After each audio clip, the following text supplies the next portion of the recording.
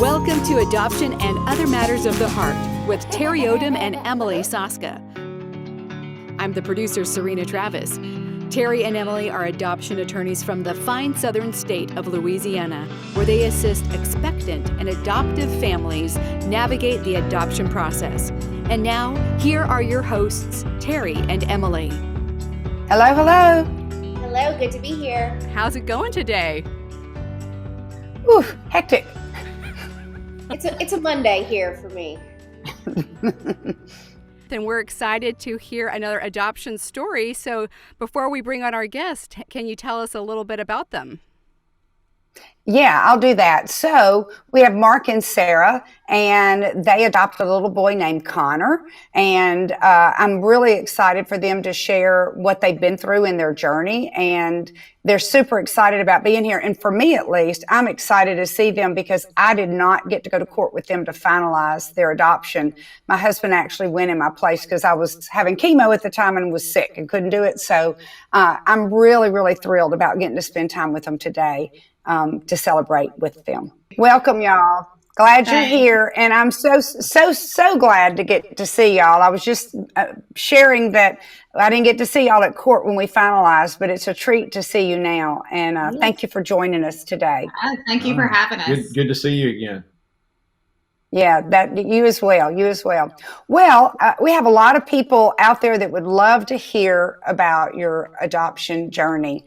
And I just would love it if you would start by just sharing with us and our listeners, what is it that caused y'all to decide you wanted to adopt? I think for us, we just had that longing. We knew we wanted a family. We've known that from the get-go. I had many issues had led to infertility issues and loss after loss. And we just knew that we wanted a family somehow. So we just prayed and we said, God, if this is what you want, if this is going to happen, you're going to make a way. We knew that God would make a way. And sure enough, here we are. And that's amazing. And so you had to do certain things, I guess. What was your first steps toward deciding to adopt? Most people aren't sure what they should do first. I think our first step was just prayer, a lot of prayer. We had to get to the point that we were both on the same page. We had to make sure because, we got to that page at different stages. I think I was ready to begin pursuing this probably a year or two before Mark, probably. Something like that. I just remember very vividly going to him one morning before he went to work and said, I just want you to pray about it. I don't want to talk about it. Just pray about it. And then I think we started the process 2 years later. So it took us about 2 years for us to really get on the same page. But then once we got there, we reached out because we knew we had to have a home study. We talked to a lot of friends. I say a lot. We talked to several friends that had been gone through the adoption process through different avenues, international, domestic, fostering. So we had to decide, which route we wanted to take. So I think for us, the first thing was we had to do a lot of talking. We had to do a lot of soul searching and getting us on the same page. What would you say were the hiccups, Mark, that you were having to get to the same page as your wife, if you're comfortable sharing that? I don't know that it was necessarily that I had any kind of hesitation about adopting. It was just kind of just coming to the grips that we weren't going to be able to have a child on our own. And, I kind of joke that fostering necessarily wasn't the route I wanted to go because, with fostering, you sometimes get into situations where you have to give the child back to the family, and I wasn't ready to go that route. I'm not good. I'm not one to give back after it's been given to me. But, Right.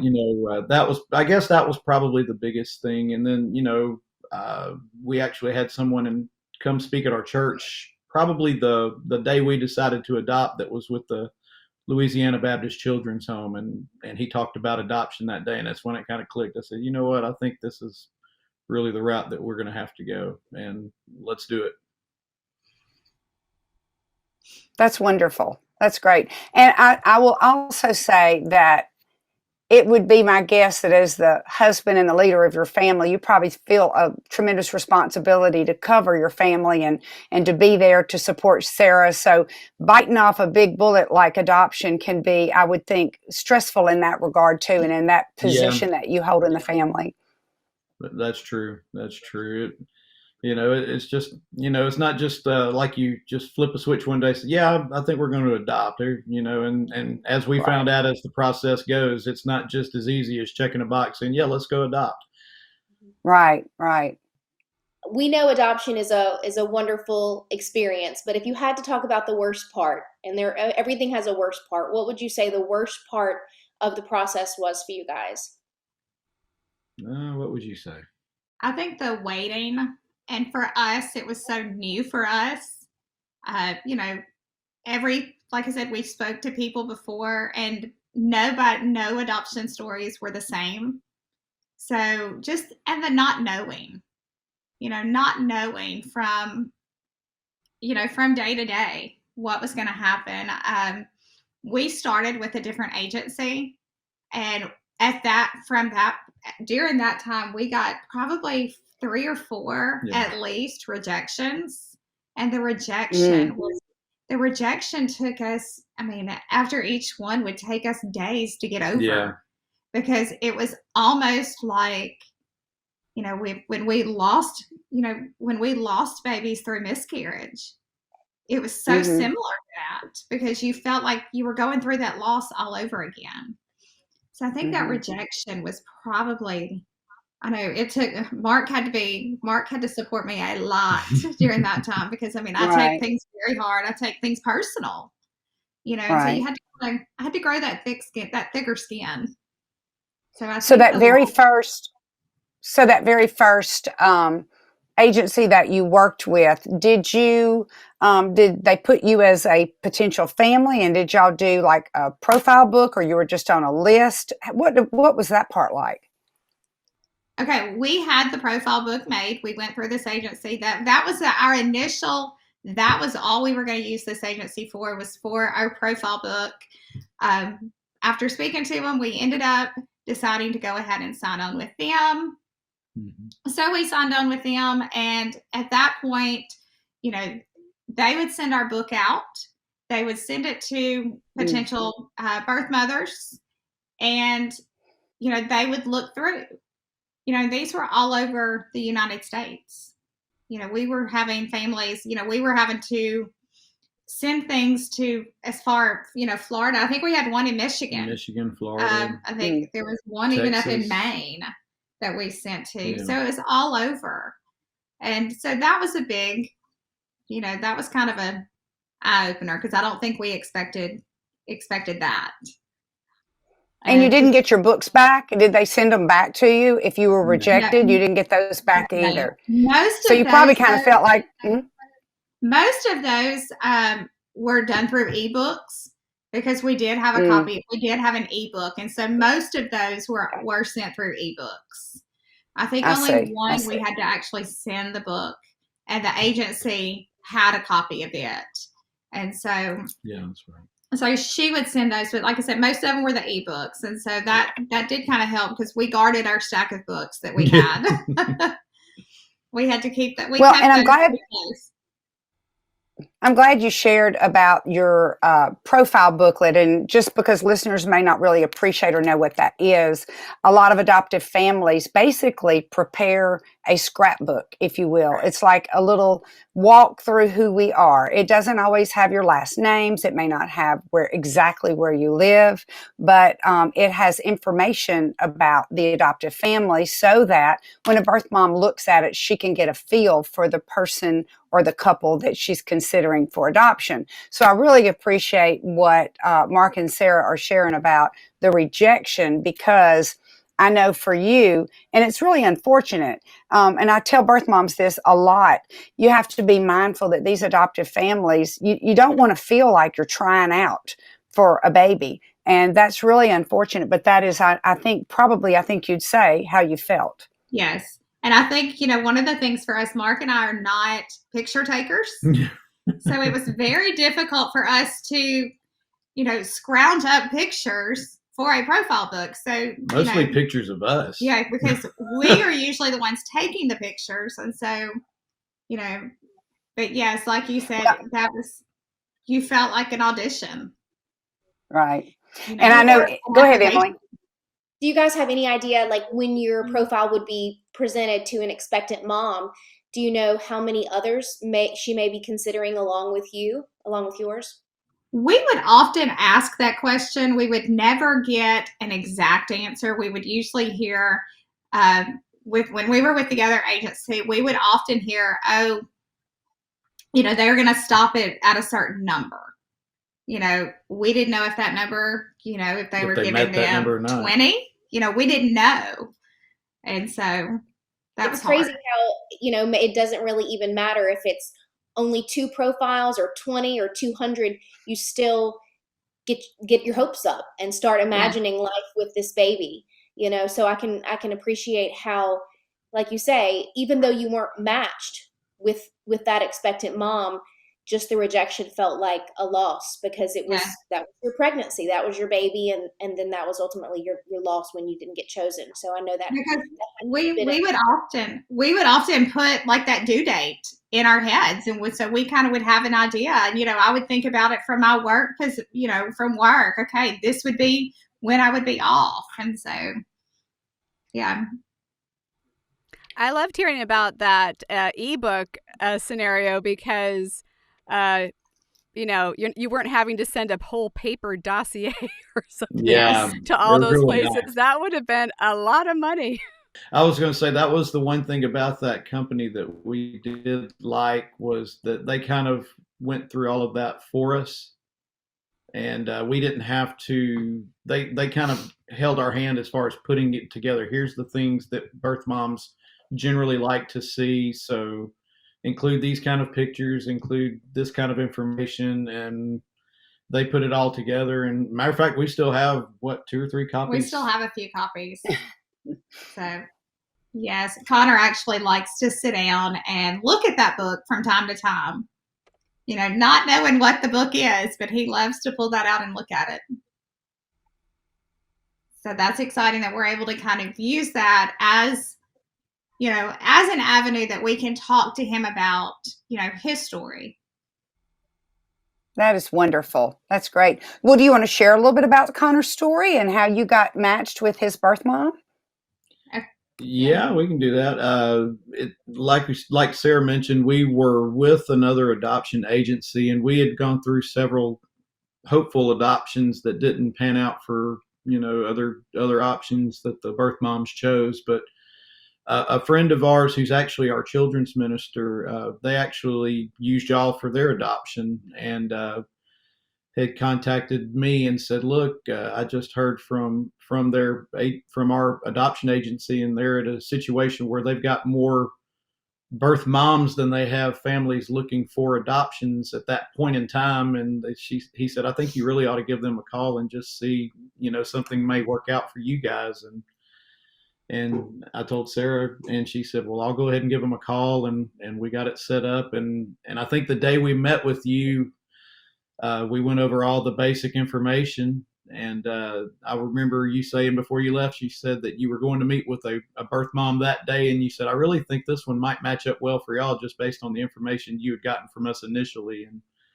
And I think a week later, you sent them a copy of our book that we left with you there. And I think within 2 weeks? Yeah, exactly a week after we left your office, we got a phone call that we had been matched.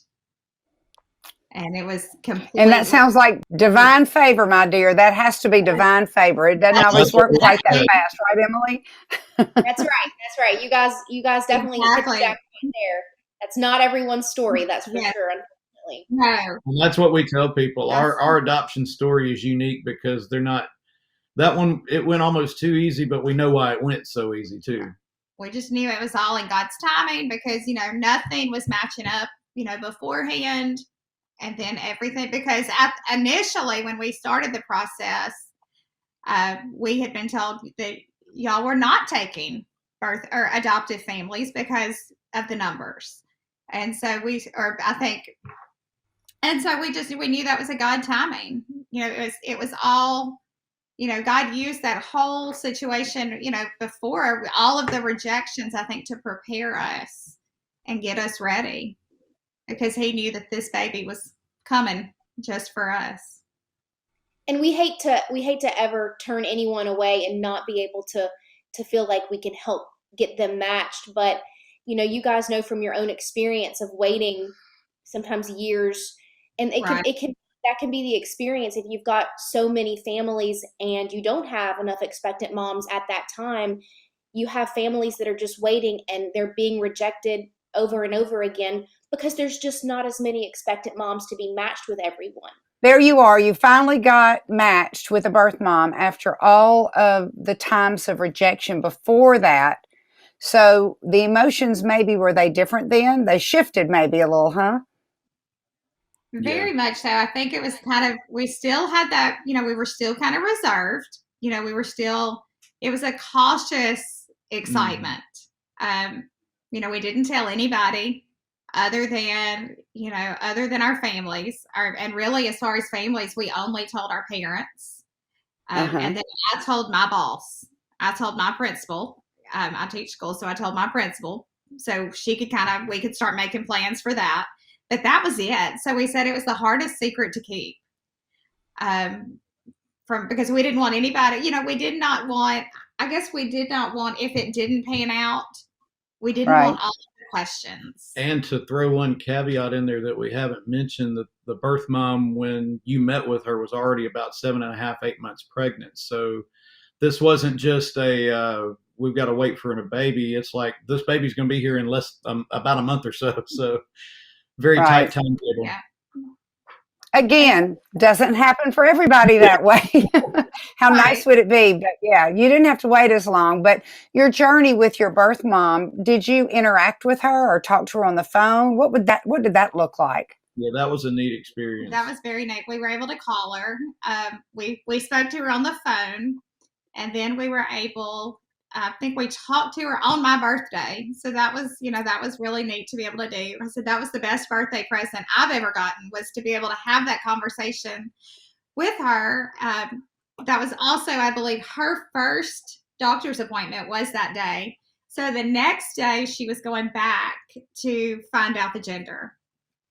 They were doing the ultrasound, and she asked us to come with her. So we were able to go with her. And they got ready to find out the gender, and she would not make a decision. She looked at them and said, "This is their child. They can decide." So we were able to be there. We were able to meet with her that time. Then after that, everything was through text or through phone conversations. She preferred texting, so we respected that, and we texted, a good bit with her. But it was just very neat getting to know her and getting to know her likes and dislikes. Finding out she was an avid reader, getting to find out what she liked to read. And so I started reading some of those same books. So we would, to be able to talk to her about that, just to, to have that, more of that connection. Right. So, well, then, it's really good that you got to go to the doctor with her. I always recommend that with any of our matches that we have, because that doctor is going to be the one that delivers the baby. It's so great when that doctor sees you present, and then when they see you in the hospital, they go, okay, these are the same people, and they're a little bit more warm and receptive to giving you the information. We have all the medical releases in place for it, but still, doctors sometimes get a little jumpy about sharing information with someone other than the birth mom directly. So I really applaud you for doing that and being able to go through that. Now, when Connor was born, you had a little drama there, right? What was that about? Yeah, just a little bit. Yeah. Well, when we finally got our hands on him, they brought him to us, and, we were not at the hospital when he was born. She went into labor, and we were not able to get to the hospital in time. But when we got there and they brought us Connor, I think our world stopped for those, it was just time stood still. And, but that evening we started noticing some things. We started noticing some jerking, some twitching that just didn't seem right. So we asked the nurses about it. They took him, and I think about midnight that night they came and told us that he was having seizures and was being admitted to the NICU. And at that point, we were crushed. Yeah. We had waited all of this time. We finally had our baby, and now he was in the NICU. And at that moment, we could not be in the NICU with him. We were still waiting for things to get signed. It was midnight. Nothing was signed at midnight. So we were not able to be in there with him at the time. But they were coming back and forth with us. They were giving us updates because I believe she was sending the nurses to us. Yeah, we were still in that no man's land because technically the baby was still the birth mom's. The paperwork hadn't been signed, so she was wanting us to make the decisions, but the doctors kept going to her because she was still she was still the legal guardian parent, if you will, or still at that point. So, we couldn't make any decisions, and the doctors were just at wit's end because they were like, well, who do we talk to? So it was kind of probably the first, well, really until the next day till we could get everybody together and kind of get a plan of attack. It was just kind of a lot of back and forth. We ended up spending a total of 4 weeks in the NICU. Found out he was not having seizures. There was a drug in his system that we had to wean him off of. It was a relatively new drug that a lot of they were having to do a lot of research kind of as they went. Yeah, they had no idea what it was. And so they were able to do that, but they had to wean him off of it. So we spent 2 weeks in one hospital, and then we were sent to another hospital for 2 more weeks in the NICU there. That was a very difficult time for us because here we are, we had our baby, but yet we are so far from home. We are not home. We don't have our families with us. We missed out on a lot that first month, but it gave us that time. We often say, we were able to keep him to ourselves for that month without having to share him with the world. We didn't have to share him with everybody. We were able to, really have that time because we would go to the hospital in the mornings, especially with the second hospital, because we were so much further. We were so much further from home. But we would go to the hospital in the mornings and we would just love on him all day.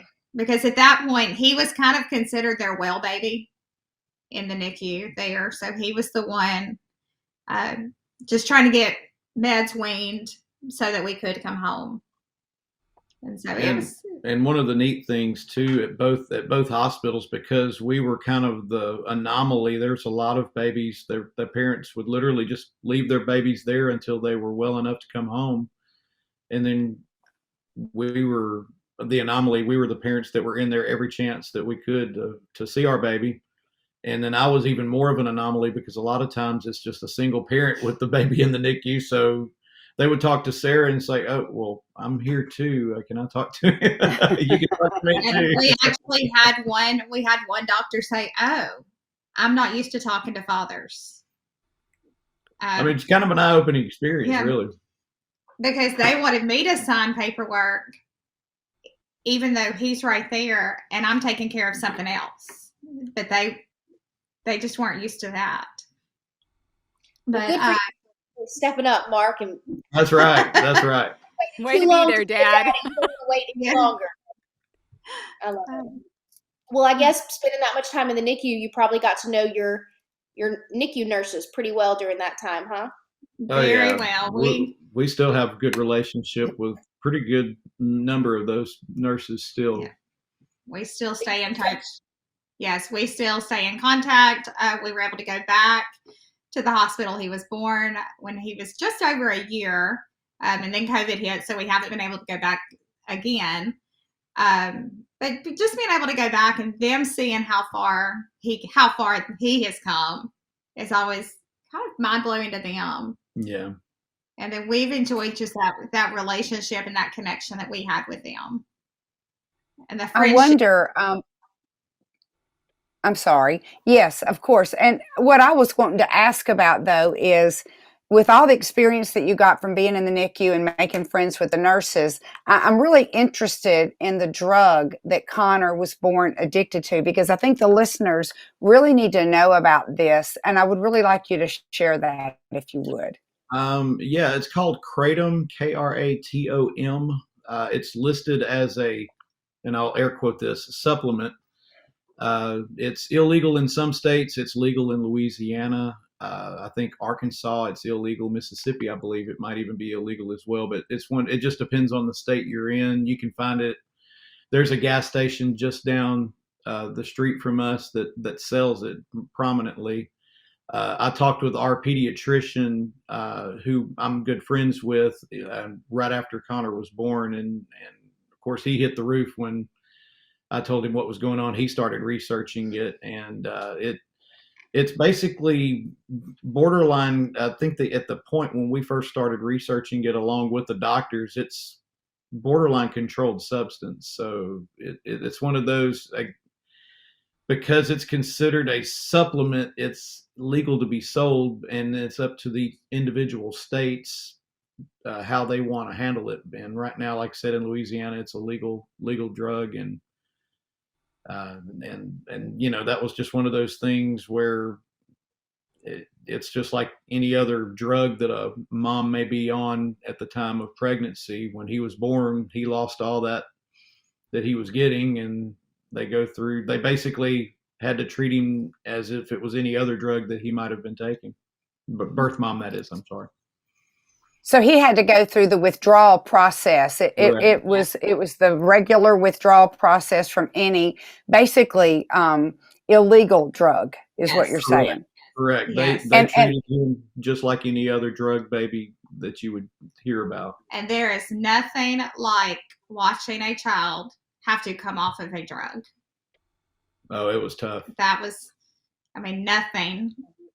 We've never seen anything like that. The number of wires he was connected to, the number of things they were having to give him so that they could start reducing the drugs. Yeah, basically the basic thing they gave him was morphine to get him basically hooked on morphine, and then they begin the weaning process of taking him off of morphine. And, just watching, you always see, even in movies, when they show stories about people with drug addiction or any kind of TV things where you see these people coming off of drugs. We saw it firsthand with him just as a infant going through these same things. There was no amount of holding and coddling sometimes that would just comfort him. Because really for the first probably week and a half, for the first week, we were not even allowed to touch him. Yeah. Just to rub his back or pat. We were not allowed to have any touch. So we he missed out on that. And then it was probably about a week and a half after he was put in the NICU before we were allowed to even hold him. And we joke that they often had to tell us, okay, we need to put him down. He's going to be completely rotten if you don't. We didn't want to put him down, so we would, so we just, he missed out on that for the first, like I said, just the simple touch for the first week. And another little caveat to that, the seizures that they thought he was having, they were partially from the kind of the addiction to the kratom that birth mom was taking.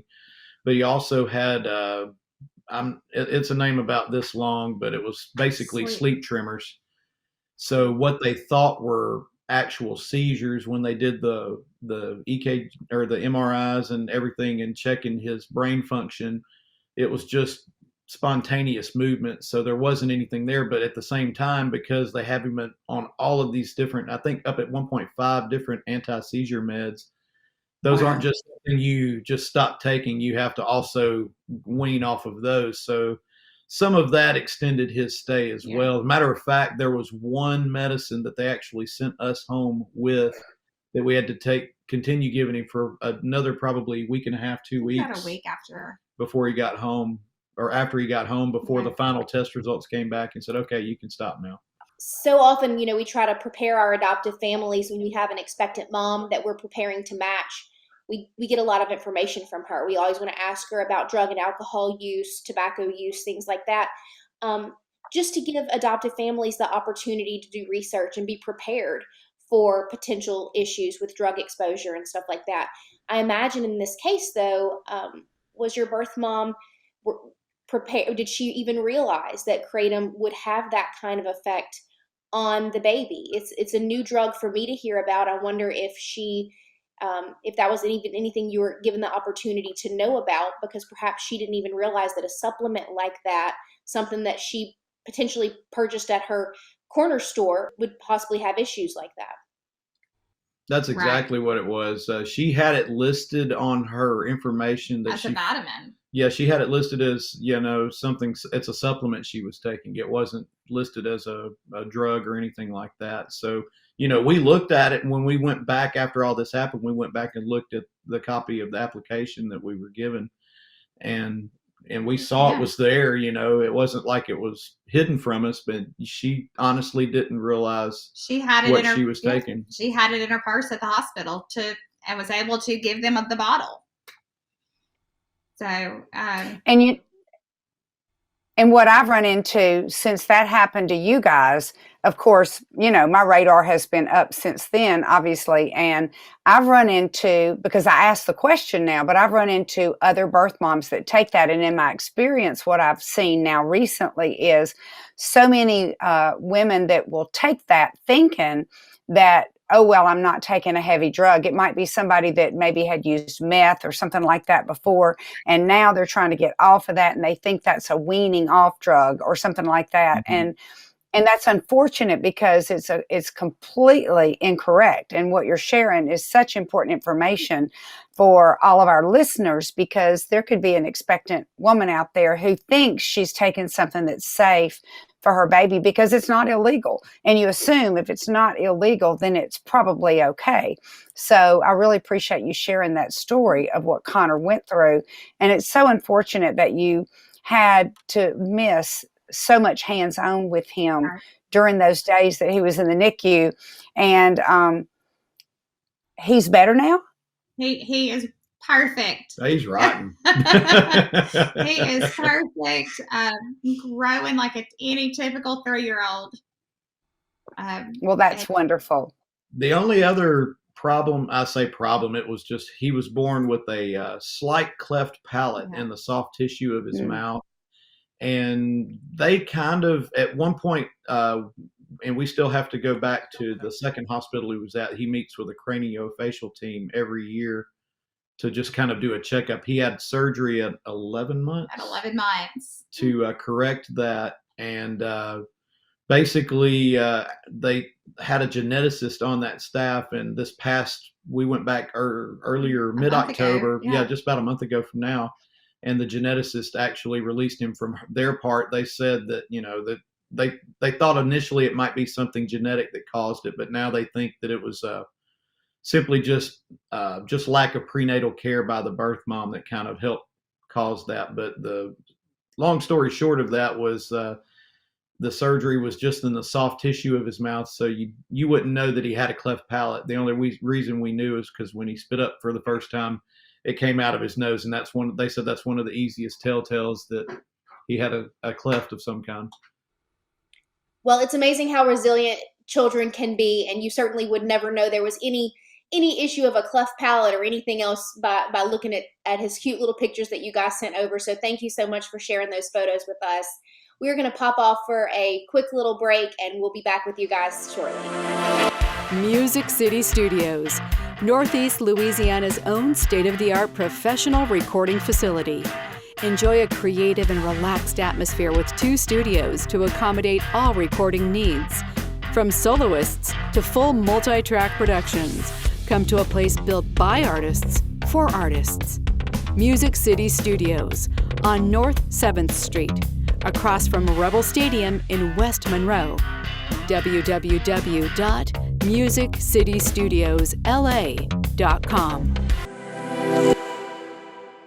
Hey guys, we are back from our break, and I figured I just want to ask you, because earlier I asked what was the worst part of the adoption process for you guys. I want to come full circle now and ask, what was the best part of this adoption experience for you? I was just spoiling a kid rotten. Loving on him every day. Yes. Connor was definitely the best part. So. Has it changed your life? Oh, Just a little more bit. ways than anybody could imagine. Or much for the better, for the better. We often say we cannot imagine. We must have had the most boring lives before Connor came into our family, because, you know, now we're just, you know, we're always on the go. We're always, you know, just, he takes up all of our time, and we would have it no other way. Well, have you thought about, as he grows up, how you want to handle addressing with him about his adoption story? Yeah, we're not really sure yet how we're going to handle that, but we know that day is coming, though. And we also know that we want to be as open with him. We want there to be no secrets. We want we want him to know the truth, and we want him to know his story, and, you know, that he was chosen, you know, just for us, that God brought him here for us. Well, and I love that you saved one of your little adoption profile books, and that he's looking at them. And I know he's still too little now, but I agree with you that that's going to be a great tool to use down the road to show him how he fit in, you know, on the very next page, or he's the next chapter of the next book. Yes. Yeah. And one neat thing, especially with my side of the family, my sister had a little boy he was about 15 months older than Connor when he was born. And, you know, so he's got a built-in, almost same age sibling like cousin that it lives in town, so he can play with him. And, you know, he's got, you know, some family that's that close in age to him. As we kind of begin to wrap this up today, my question is, what would you tell a family who's considering adoption? If you had to say the top 3 things that you would want to tell them to prepare them for that journey, what might they be? I think the first thing is to be patient. Be patient. Know that adoption is not a snap your finger and it happens, you know, in most cases. Yeah. So just be patient. Make sure that, like we stated at the beginning, make sure that, you know, spouses are on the same page. Yeah. Because, like I said, that took us a little bit, and we knew that it would never work if we were not both on the same page. And the third, I guess be prepared for some rejection along the way. I mean, it's not always, I mean, and, you know, even though our adoption itself went smoothly, there were, you know, what, 4 or 5 rejections that we went through to get to that final birth mom saying, okay, I like this one. Right. And even once that happens, there's still a roller coaster ride to come. It's not like the drama's just beginning sometimes then. Right. And so you guys got a little taste of that. It still wasn't smooth sailing. So Exactly. there's always bumps along the way for everybody. Right. You know, and our motto, I say our motto, but kind of our theme going into the whole adoption was faith, hope, and love. 1 Corinthians 13:13. You know, these 3 things remain: faith, hope, and love, but the greatest is love. Because we took those 3 words to heart. And I know, and you see in some pictures, you know, that was on a t-shirt. And that was one of the things that we, you know, was such a reminder. And that was something that, you know, got our friends and our community involved with that t-shirt. But it just, you know, we had to have faith in the beginning. You know, when we started this process, we had to go into it with faith, you know, that God was going to provide, you know, a child. God would provide finances for the adoption. But we had the hope, you know, we had that hope and understanding that he would. And then we had that love, you know, for for Christ. We had that love for this child that we did not know. This child, when we started the process, this child that did not exist. Mm-hmm. But we had the love for this child, and like I said, not knowing who the child was, but we knew we had that love in our hearts for that child. Would you say that the adoption process challenged your relationship with one another, or would you say it enhanced your relationship? I think a little bit of both. Yeah. There were times that it definitely, we were much, much closer. Yeah. It forced us to do a lot more talking, forced us to do a lot more praying. Yeah. But then there were definitely those times that, there were definitely those times I think we butted heads. Yeah. Which is not a yeah, which anyway. There were definitely those times that, we kind of butted and we thought, okay, maybe we need to step back from this. Yeah. But the one thing about the adoption process for us though was the time in the NICU, especially when he was out of town, really far away. We were on an island, so the only people we had were each other. So it kind of made us have to be together and made us have to focus on each other, and and that really, it brought us closer together just in that sense. Mm-hmm. It is extremely stressful with the uncertainty of what's going to happen and whether the birth mom will go forward with signing her consent. And then you couple that with what you guys had to go through with Connor, with him being drug exposed to the drug kratom and that being an over-the-counter supplement. It just seems like, that could have really wrecked a marriage. So I'm really delighted to see that y'all have actually allowed it to make your marriage stronger, it looks like. Yeah, I remember the last conversation we had with the birth mom in the hospital, actually, and she was aware of everything that had happened at that point too, even though we had everything signed at that point. And she apologized for everything that was going on. I really almost think in her mind that she thought we might back out because of everything that had happened. And I remember because she asked us, but she texted us the morning of. Yeah, because to make sure we weren't. Because I remember one of the last things that I told her. I said, we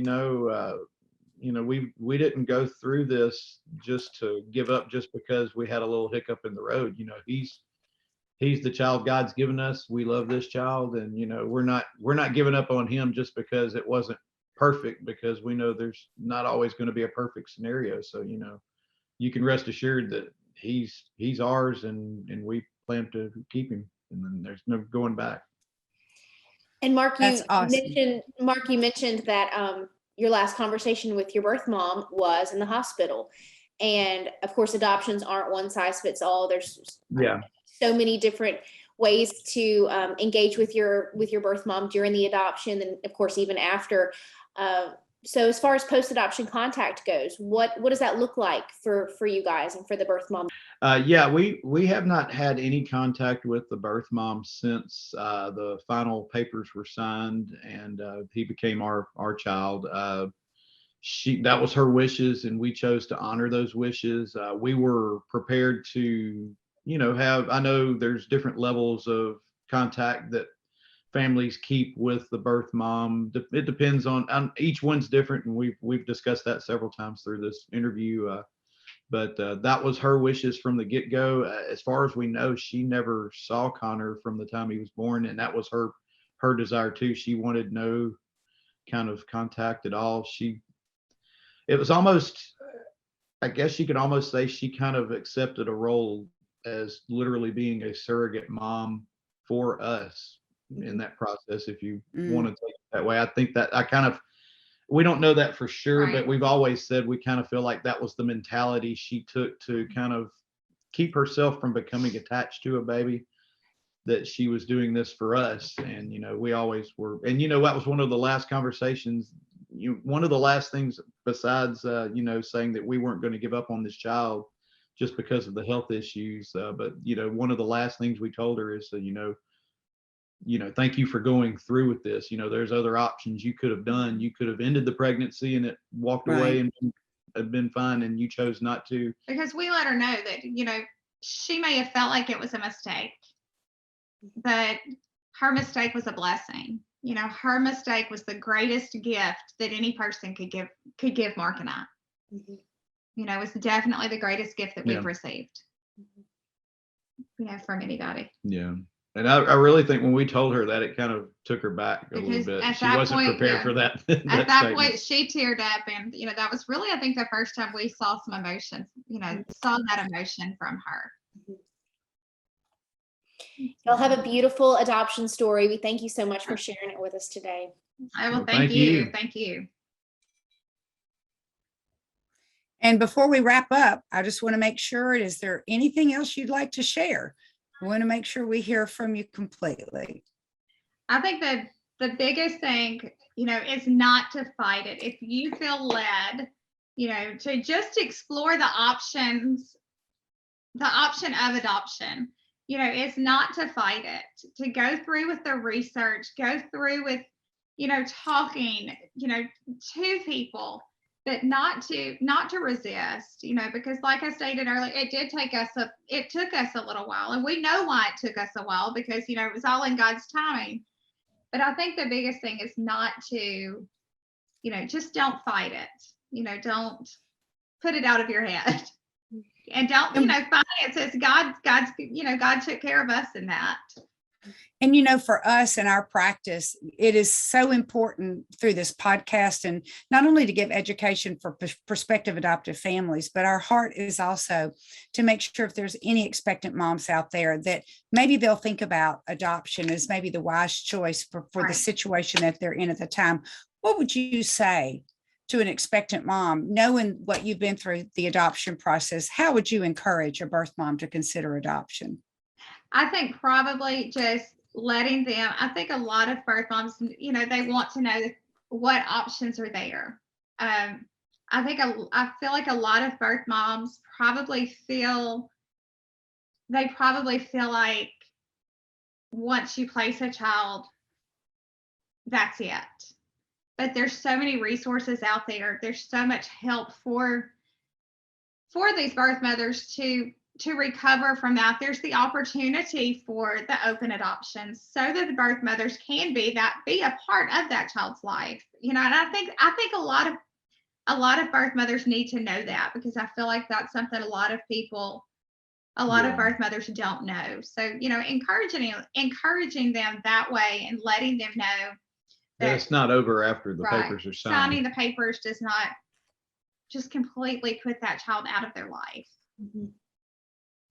It's so interesting to me that you can take an experience where perhaps you as an adoptive family are feeling maybe embarrassed or shamed, and you have to bring yourself to the place where you're ready to consider adoption. And similarly, you have someone living a very different life who may, for their own reasons, feel a lot of that same embarrassment or shame for other reasons. And they too have to get to the place where they could consider adoption as an option. And how wonderful is it that you can create something so beautiful out of something that's dark and ugly and feelings of pain, and you create this beauty and this joy from that on both ends of the spectrum. It's just such a neat thing, and that's great. Thank y'all for sharing that.